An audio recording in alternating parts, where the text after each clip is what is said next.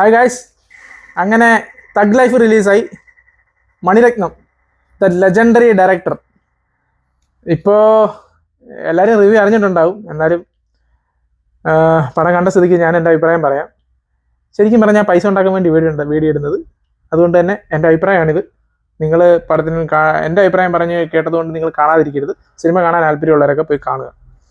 അപ്പോൾ മണിരത്നം അദ്ദേഹം സംവിധാനം ചെയ്ത തഗ് ലൈഫ്, അത് എഴുതിയിരിക്കുന്നത് മണിരത്നവും അഭിനയിച്ചിരിക്കുന്ന കമലഹാസനും കൂടെയാണ്. രണ്ടുപേരും കൂടെയാണ് എഴുതിയിരിക്കുന്നത്. ഇതിൻ്റെ ട്രെയിലർ കണ്ടപ്പോൾ തന്നെ എനിക്ക് സംഭവം പിടികിട്ടി.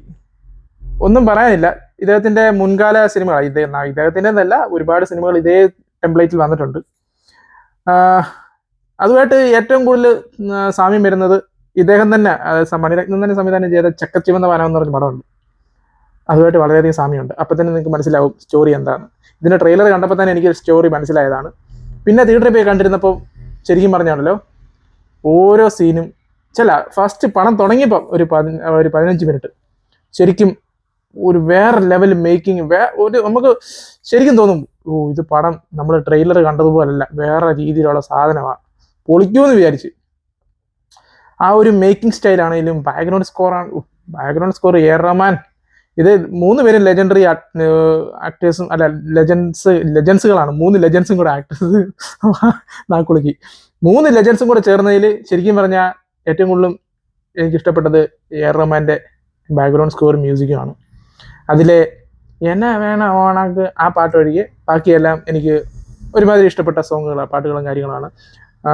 അപ്പോൾ അതിലൊരു നല്ല പാട്ടുണ്ടായിരുന്നു, അത് ഈ പടത്തിൽ ഉൾപ്പെടുത്തിയിട്ടില്ല. അതെന്ത് തന്നെ ആയിക്കോട്ടെ. പടത്തിനെ കുറിച്ച് പറയുകയാണെന്നുണ്ടെങ്കിൽ ഫസ്റ്റ് ഹാഫ് തരക്കേടില്ലാതെ കൊണ്ടുപോയി. ആ ഒരു ഇൻ്റർവെല്ല് കണ്ടു കഴിഞ്ഞപ്പോഴത്തേക്ക് എനിക്ക് മനസ്സിലായി ഇനി പടം എങ്ങോട്ടാണ് പോകുന്നതെന്നുള്ളത്. അതുപോലെ തന്നെ നമ്മൾ എന്താണ് മനസ്സിൽ വിചാരിക്കുന്നത് അതുപോലെ തന്നെ പടത്തിൽ സംഭവിക്കുന്നത്. ഒന്നാമത്തെ കാര്യം എടുത്ത് പറയണമെന്നുണ്ടെങ്കിൽ, പോസിറ്റീവായിട്ട് പറയാനായിട്ട് ഇതിനകത്ത് മേക്കിംഗ് കൊള്ളാം, സിനിമാറ്റോഗ്രാഫി കൊള്ളാം, അഭിനയിച്ചേക്കുന്നവരെല്ലാവരും കൊള്ളാം, തൃശ്ശ ഒഴികെ. തൃശ്ശയ്ക്ക് ഇതിനകത്ത് വലിയ പ്രാധാന്യമൊന്നുമില്ല, അതുകൊണ്ട് തന്നെ പുള്ളിക്കാരി അങ്ങനെയൊക്കെ തന്നെ അഭിനയിച്ചേക്കുന്നത്. ബാക്കി എല്ലാവരും, നമ്മുടെ മലയാളം ആക്ടർ ജോജു ജോർജ്, പുള്ളി നമ്മൾ പറയാതെ തന്നെ അറിയാം പുള്ളിയുടെ ഒരു ലെവൽ നമ്മൾ കണ്ടിട്ടുള്ളത്. എല്ലാ സിനിമകളിലും പുള്ളിയുടെ റോൾ എന്താണോ അത് മികച്ച രീതിയിൽ എത്തിക്കാറുണ്ടായിരുന്നു. അതുപോലെ തന്നെ ഇതിനകത്തും ചെയ്തിട്ടുണ്ട്. അതുപോലെ തന്നെ നമ്മുടെ STR ചിലമ്പരശൻ,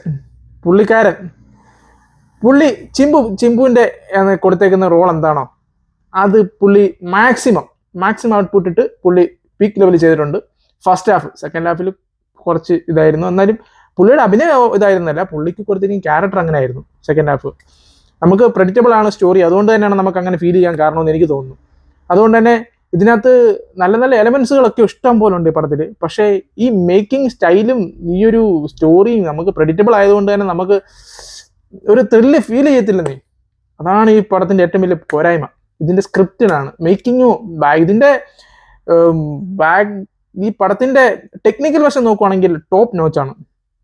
മേക്കിംഗ് സ്റ്റൈലിൽ ഒന്നും നമുക്ക് പറയാനില്ല. കാരണം ഫസ്റ്റ് ഹാഫിൽ കാണിക്കുന്ന DAGing, നമ്മുടെ കമലഹാസൻ്റെ ഒരു DAGing പ്രായം ചെറുപ്പം കാണിക്കുന്നുണ്ട്. അടിപൊളി. എല്ലാവരുടെയും, കമലഹാസനാണെങ്കിലും ജോജു ആണെങ്കിലും മറ്റ് നാസറാണെങ്കിലും എല്ലാവരെയും DAG കാണിക്കുന്നുണ്ട്. അടിപൊളിയായിട്ടാണ് ചെയ്തേക്കുന്നത്. അതാ പറഞ്ഞത്, ഇതിൻ്റെ മേക്കിംഗ് വേറെ ലെവലാണ്. നല്ല ടോപ്പ് നോച്ച് ഒരു എന്താ പറയുക, മേക്കിംഗ് പരിപാടി അതിനകത്ത് ചെയ്തിരിക്കുന്നത്. അതുകൊണ്ട് തന്നെ നമുക്ക് ആസ്വദിക്കാൻ പറ്റുന്ന പോസിറ്റീവുകളിൽ മേക്കിങ്ങും അതിൻ്റെ ഫൈറ്റ് കൊറിയോഗ്രാഫി, ഫൈറ്റൊക്കെ ഇതിനകത്തൊരു ചേസിങ് സീൻ ഉണ്ട് ഫസ്റ്റ് ഹാഫിൽ, കീടും കേട്ടോ. അതൊക്കെ അടിപൊളിയായിട്ട് ചെയ്യുന്നത്. പക്ഷേ ഒറ്റ കുഴപ്പമുള്ളൂ, ഈ സെക്കൻഡ് ഹാഫിൽ കാണിച്ചു വെച്ചേക്കുന്ന ഈ ഒരു പറയാതിരിക്കുന്ന ഭേദം. ക്ലൈമാക്സിലെ ഒരു ക്ലൈമാക്സ്, ഒരു നല്ലൊരു ക്ലൈമാക്സ് തന്നെയാണ്. നമുക്കത് അറിയാം എന്താണ് സംഭവിക്കാൻ പോകുന്നത്.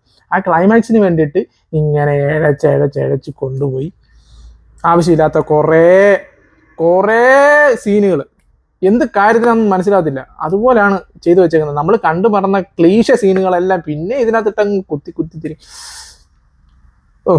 അപ്പം അങ്ങനെ കുറേ നിങ്ങൾക്ക്, എൻ്റെ അഭിപ്രായമാണ് ഞാൻ പറയുന്നത്, നിങ്ങൾക്ക് വേസ്റ്റ് ചെയ്യാൻ സമയമുണ്ടെങ്കിൽ ഈ സിനിമ തിയേറ്ററിൽ പോയി കാണാം. ഇല്ലാത്ത പക്ഷം OTT വരുമ്പം കാണാമെന്നുള്ളതേ ഉള്ളൂ. ശരിക്കും പറഞ്ഞു കഴിഞ്ഞാൽ ഇതിനകത്ത് വന്നിരിക്കുന്ന നമ്മുടെ ഐശ്വര്യലക്ഷ്മിയൊക്കെ ഉണ്ട്, പുള്ളിയക്കാരിയൊക്കെ അങ്ങ് മെഴുകുക. ശരിക്കും പറഞ്ഞ് ഇതിനകത്ത് ചില സീനൊക്കെ ഉണ്ട് നമുക്ക് ക്രിഞ്ച് അടിക്കും. ഈ തൃശ്ശയായിട്ടുള്ള പുള്ളിയുടെ കോമ്പിനേഷൻ സീൻസ് ഒക്കെ ഉണ്ടല്ലോ, വേണ്ടായിരുന്നു, എന്ത് കാര്യത്തിനായിരുന്നു, അതിൻ്റെയൊക്കെ ഒരു ആവശ്യമില്ലായിരുന്നു. പിന്നെ അതുപോലെ തന്നെ കമൽഹാസൻ ഒരു ഗാങ്സ്റ്റർ അല്ലേ, ഈ ഗാങ്സ്റ്റർ ഈ കരയുന്നൊരു സീനൊക്കെ ഉണ്ട്. പുള്ളിയുടെ അഭിനയമൊക്കെ കൊള്ളാം, എന്നാൽ പോലും ചില ഭാഗങ്ങളിൽ അതാ എടുത്തു വെച്ചേക്കുന്ന രീതി കൊണ്ടായിരിക്കാം നമുക്ക് അങ്ങോട്ട് ദഹിക്കത്തില്ല. ഓക്കെ, അപ്പോൾ എന്തിനാണെങ്കിലും പടം ഒരു ചക്കച്ചെന്ന വാനം വീണ്ടും എഗെയിൻ എന്ന് വേണമെങ്കിൽ പറയാം. അപ്പം റിവ്യൂ ഇഷ്ടപ്പെട്ടെങ്കിൽ ലൈക്ക് ചെയ്യുക, സബ്സ്ക്രൈബ് ചെയ്യുക. കുറച്ചുകൂടെ സബ്സ്ക്രൈബേഴ്സൊക്കെ കൂടുകയാണെന്നുണ്ടെങ്കിൽ എൻ്റെ വീഡിയോസൊക്കെ റീച്ച് ആകുമെന്ന് ഞാൻ വിചാരിക്കുന്നു, പൈസ കിട്ടുമെന്ന് വിചാരിക്കുന്നു. സപ്പോർട്ട് ചെയ്യുക.